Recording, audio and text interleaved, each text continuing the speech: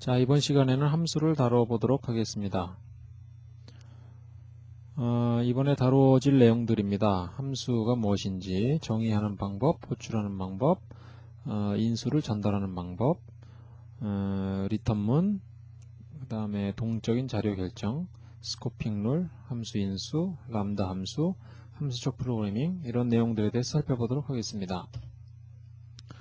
자, 우선 함수란 쉽게 말하면 제어문들을 하나로 묶은 단위가 되겠습니다. 함수 없이는 제어문들 혹은 명령문들이 쭉 이렇게 나오죠. 그래서 이것은 조금 쓰기가 불편하죠. 그래서 이것을 하나의 단위로 묶어서 이름을 달아 놓습니다. 그래서 이것을 함수라고 하죠. 그래서 나중에 이 함수를 호출하게 되면 이 부분이 이렇게 수행이 돼서 제어가 이런 식으로 수행이 되게 되는 것이죠. 그래서 함수를 하나 만들어 놓으면 우리가 반복적으로 호출이 가능하고요. 또 캡슐화하는 효과가 있습니다. 그러니까 우리가 사인 함수를 호출해서 쓰지만 사인 함수를 도대체 어떻게 만들어내는지, 어떤 방법에 의해서 그 사인 값을 계산해내는지 그건 우리가 알지 못하죠. 그래서 우리가 함수를 하나 정해 놓으면 정의할 때만 우리가 잘 고려를 하면 되고, 일단 완벽하게 만들어진 함수는 나중에 아무 생각 없이 그냥 사용만 하면 되는 것이죠. 이 함수를 하나 만든다는 것은 사실은 새로운 연산을 하나 정의한다는 것이 되겠습니다. 그리고 함수는 이제 그 코드의 부분을 작고 큰 논리적인 단위로 분리를 해서 계층적으로 프로그램을 설계하는 것을 가능하게 하죠. 그래서 로우 레벨에서는 아주 세밀한 어떤 컨트롤적인 그런 함수들을 만들고요. 그것을 바탕으로 해서 고급스러운 일을 하는 함수들을 또 만들고요. 이것을 바탕으로 해서 또 더 고급스러운 일을, 더 쉬운 그런 논리적인 함수 단위를 만들어 나가는 것이죠. 그래서 사람은 사용자는 이쪽 함수만 호출하게 되면 쉽게 우리가 원하는 작업을 해낼 수 있게 되는 거죠. 실제적인 작업은 이렇게 단기적으로 내려가서 다 처리가 되도록끔 되어 있습니다. 함수를 정의하는 방법과 호출하는 방법을 단단히 살펴보도록 하겠습니다. 함수의 정의는 앞에 이렇게 df가 붙습니다. 그리고 함수명을 여기다 여러분이 마음에 드시는 걸로 하나 정해주시면 되겠어요. 함수명을 정해주는 것은 변수명 정해주는 규칙하고 똑같습니다. 그리고 이제 괄호는 반드시 있어야 하고요. 필요하다면 이 사이에 이제 인수들의 목록을 쭉 기술을 해 놓습니다. 맨 끝에 콜론 잊지 마시고요. 그 다음에 이제 여기 밀어 쓰기를 잘 하셔야 되겠죠. 밀어 쓴 상태에서 스테이트먼트들이 쭉 나옵니다. 그리고 리턴 값이 나올 수가 있습니다. 그래서 리턴 값이란 이제 이 함수가 되돌려주는 값이 되겠습니다. 예를 들면 add라는 함수를 하나 정의해 보죠.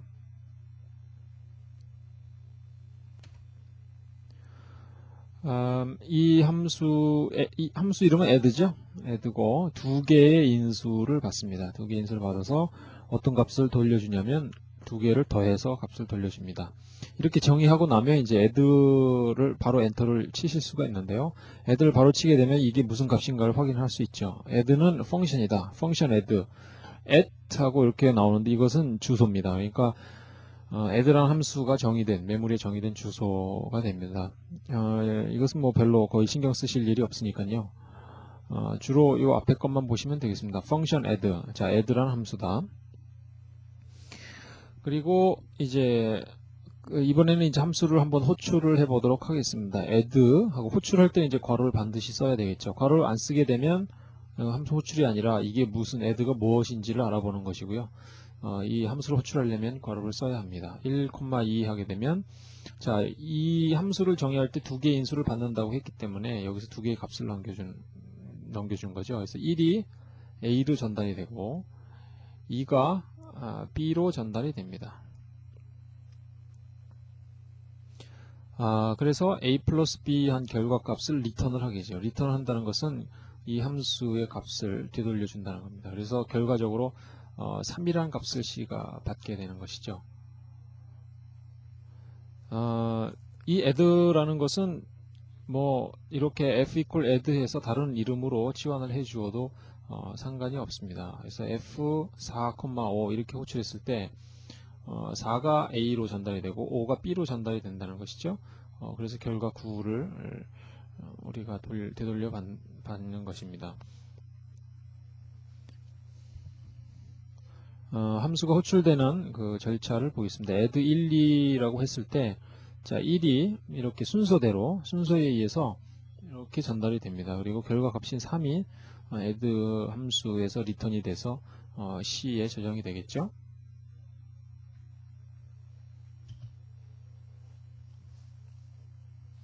자, 이번에는 인수 전달되는 방법을 한번 살펴보도록 하겠습니다. 자, f라는 함수가 이렇게 간단한 함수가 정의되어 있습니다. f 함수가 이제 이 t 인수를 받는데요. 이 t에다가 다시 10을 저장했습니다. 자, 이렇게 저장하고요. 함수를 선언하고 정의하고, 자, a라는 변수에다가 20을 설정하고 fa를 호출했습니다. 그러니까 a가 20이라는 값을 갖죠. 그러면은 t도 20이라는 값을 갖겠죠. 그것을 우리가 그림으로 이렇게 표현할 수 있습니다. a가 우리가 이름하고 값하고는 분리가 되어 있다고 했으니까 a가 20이라는 값을 갖죠. 자, 함수 f를 호출함에 의해서 f에 이제 그 t에 전달이 되는데 뭐가 전달이 되냐면 a의 값이 전달이 됩니다. a의 값이라는 것은 그 20이라는 객체의 레퍼런스가 되겠습니다. 그래서 똑같은 값을 전달받게 되니까 A가 가리키고 있는 곳을 똑같이 이렇게 가리키게 되는 것이죠. 이런 구조가 됩니다. 그리고 이제 요 문을 수행했을 때 어떻게 변하냐면은 이제 이런 형태로 변하는 거죠. t equal 10입니다. 그러니까 20이 아니라 t equal 10입니다. 그래서 t가 10이라는 오브젝트를 다시 이렇게 가리키게 되는 거죠. 그러니까 아까 가리키고 있던 이 링크는 끊어지게 되는 것이죠. 자, 이런 상태에서 그냥 뭐 리턴을 했습니다. 리턴을 했으니까 A가 20을 가리키고 있는 내용이 바뀌지 않았죠. 그러니까 당연히 여기서 A는 20이라는 것을 출력을 하고 있습니다. 그러니까 T equal 10 했다고 해서 A가 10으로 바뀌는 게 아니라는 것이죠. 리턴문에 대해서 설명을 드리도록 하겠습니다. 우선 이제 그냥 리턴문만 썼을 경우 아무것도 하지 않습니다. 그래서 함수를 호출하면 인수도 안 받고요. 인수를 안 받는 경우에 괄호 열고 닫고만 하면 되겠죠. 그냥 리턴을 바로 합니다. 그리고 nothing이라는 함수를 호출했을 때 아무것도 리턴을 하지 않죠. 그래서 아무 결과도 나오지 않습니다. 그 다음에 바로 a equal nothing이라고 호출을 했습니다. 그런데 프린트 a를 해보니까 none이라고 나옵니다. 실제로 그 리턴을 아무것도 하지 않지만 none이라는 객체가 실제로 리턴되고 있다는 것을 우리가 알 수 있죠. 그래서 파이썬에는 none이라는 객체는 어떤 특별한 의미로 사용이 됩니다. 이것은 값이 없다, 아무것도 아니다, 뭐 이런 형태의 의미로 사용이 되는 겁니다. 이 경우에도 실제 아무것도 전달이 되지 않았지만 사실은 반드시 하나의 값은 전달이 되도록끔 되어 있거든요. 그게 none이면 전달되지 않은 것으로 가정을 한다는 것이 되겠습니다. 그래서 여기에서 리턴문 없이 한번 그렇다면 이제 리턴문 없이 리턴하는 것을 예를 한번 봐보도록 하죠. 여기 simple이라는 함수를 정의했는데요. 패스라고 해서 문 하나만 정의되어 있습니다. 패스라는 것은 뭐 아무 일도 하지 않는다, 통과한다 그런 의미가 되겠습니다. 그래서 simple이라는 함수를 호출했습니다. 아무것도 리턴되지 않았죠. print simple 하게 되면 이 none이라는 객체가 역시 리턴된다는 걸 알 수 있죠. 그러니까 리턴문이 있건 없건 관계없이 모든 함수는 사실은 내부적으로 보면 리턴 값을 리턴한다고 보는 것이죠. 그래서 아무것도 리턴하지 않는다는 것을 나타내기 위해서 none이라는 객체를 사용하고 있습니다. 자, 이번에는 값을 실제로 리턴하는 경우를 살펴보도록 하겠습니다. 우선 한 개의 값을 리턴하는 경우가 있습니다. 여기 absolute라는 함수가 있는데요. 절대값이죠. x가 이제 0보다 작을 경우에 마이너스 x를 리턴하고 0보다 크거나 같은 경우에는 그냥 x를 리턴을 합니다. 한번 예를 보시면요.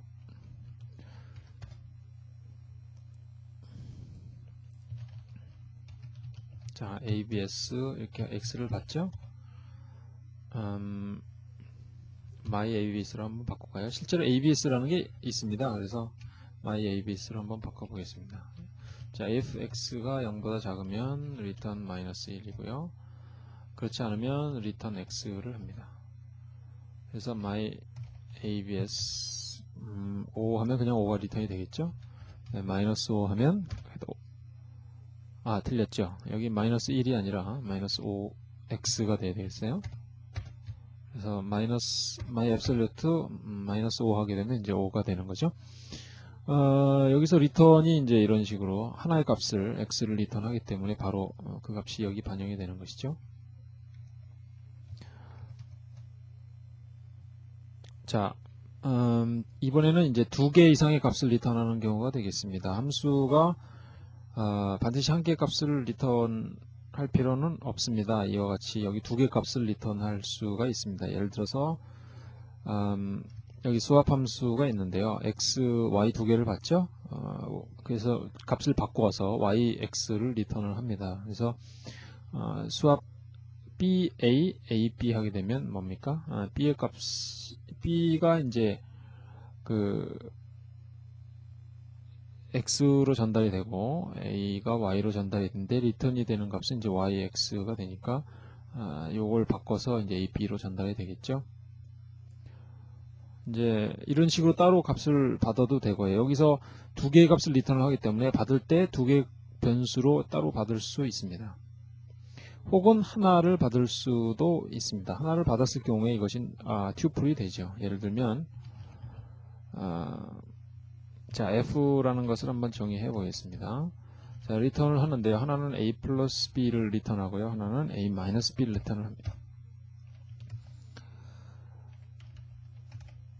4, 1 이제 이렇게 호출했죠. 그러면 첫 번째 그 리턴되는 값은 4 플러스 1, 5가 되겠고요. 그 다음에 두 번째는 4 마이너스 1 해서 3이 리턴이 되겠습니다. 이것을 뭐 그냥 a라는 값 하나로 받아도 좋고요. 그럼 튜플이죠. 그러면 첫 번째 값은 a의 0, 두 번째 값은 a 1 이렇게 값을 취하면 되고요. 혹은 이제 a, b 이런 식으로 해서 여러분이 직접 값을 받을 수 있겠죠. 그래서 a가 5, b가 3 이렇게 되어 있습니다. 리스트를 이용해서 리턴을 할 수도 있죠. 리스트를 이용해서 예를 들면 여기서 지금 함수 f가 이제 a 플러스 b, a 마이너스 b를 넘겨주는데 구분하는 데 사용된 기호가 이제 바로 콤마입니다. 콤마라는 것은 사실은 튜플이죠. 그래서 1, 2, 3이면 이게 바로 튜플이 되겠습니다. 이것은 이미 알고 계시겠지만 이렇게 괄호를 한 것과 동일하죠. 튜플은 괄호가 있어도 되고 없어도 됩니다만 콤마는 반드시 있어야 하는 것이 되겠습니다. 그래서 여기 리턴 이렇게 할 때 사실은 이거는 뭐와 동일합니까? 이렇게 괄호를 해서 리턴하는 것과 동일하고요. 그럴 때 이것은 이제 하나의 튜플로서 값이 리턴이 되도록끔 되어 있습니다. 그래서 엄밀하게 말하면 모든 함수는 하나의 값을 리턴을 하도록끔 되어 있죠. 튜플이 단지 여러 개의 값을 저장하는 자료형이기 때문에 튜플에다 값을 저장해서 리턴을 하는 형식을 취합니다. 이제 리스트도 마찬가지입니다. 리스트로 리턴을 하려면 이제 이런 식으로 리턴을 하면 되죠.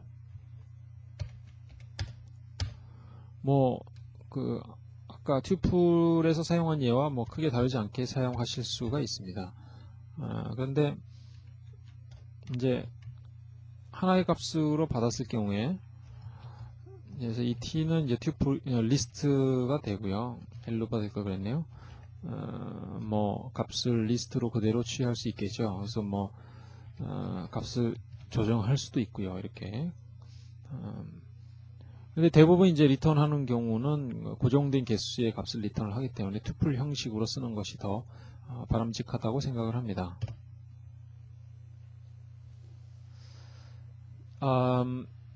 이번에는 동적인 자료형 결정에 대해 설명을 드리도록 하겠습니다. 이것은 무엇이냐면은 자료형을 C나 자바와 같이 어떤 연산을 하기 위한 자료형이 미리 결정되어 있는 것이 아니고 실제로 수행하다가 런타임 시에 필요한 연산이 적용될 시점에 있어서 이 연산을 이 오브젝트에 적용할 수 있는가를 봅니다. 그래서 적용할 수 있으면 그 오브젝트에 가장 맞는 연산을 찾아서 호출함으로써 실행하는 그런 형태가 되겠습니다. 예를 들면 자, 여기 우선 함수 하나를 보죠. add라는 함수를 정의했죠. return add a 플러스 b를 합니다. 그런데 우리가 여태까지 지금 숫자만 가지고 다루었었는데요. 한번 좀 더 다양한 형태를 보죠. 여기서 정수, 실수 넘길 수 있습니다. 그러면 정수 더하기 실수에 대한 결과로서 값이 전달이 되고요. 그 다음에 이번엔 문자열을 2개 넘겼습니다. 그러니까 AP가 문자열이 되죠. 문자열에서 얻어지는 이 값은 다이나믹 타이핑이라는 연결된 문자열이 되겠습니다. 자, 이번에는 리스트를 넘깁니다. 자, 하나의 리스트가 있고요. 여기 또 다른 리스트가 있습니다. 이 2개의 리스트를 넘겼을 때 이 더하기라는 것은 결국 리스트의 연결이 되겠죠. 그러니까 다시 말씀드리면 이 더하기라는 것은 여기 정해져 있지 않다는 얘기. 이게 숫자 덧셈일 수도 있고 문자열 연결하기라는 연산일 수도 있고 아니면 리스트 연결하기 연산일 수도 있다는 것이죠. 그러니까 리스트 연결할 때 사용되는 함수는 실제 코드는 여기 또 다르죠. 숫자 덧셈할 때 사용되는 코드는 여기 있고 또 문자열 붙일 때 사용하는 코드는 여기 별도로 있습니다. 그러니까 실제 이 덧셈은 A, B 오브젝트가 어떤 형이냐에 따라서 런타임 시에 실제 수행될 때 이 오퍼레이션이 이 연산이 결정된다는 뜻이 되겠습니다.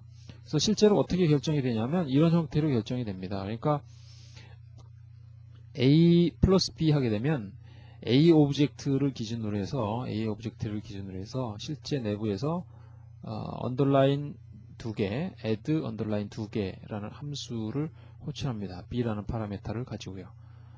그러니까 문자열이면 문자열에 해당하는 이러한 함수를 호출하고요. 리스트면 리스트에 해당하는 이러한 메서드죠. 메서드를 호출해서 수행하도록 되어 있습니다. 그래서 C나 자바 같은 데서는 만약에 뭐 인테저 더하는 경우, 인테저 플로트 더하는 경우, 스트링 더 연결하는 경우, 리스트 연결하는 경우, 이 경우를 정말 모든 경우를 다 따져서 별개의 함수를 작성을 해주어야 하지만 파이썬인 경우에는 요 단순한 요 함수 하나로도 이렇게 다양한 많은 일을 할 수 있다는 것이 됩니다. 그래서 이런 것들로 인해서 코드를 크게 줄일 수 있는 하나의 요인이 되죠.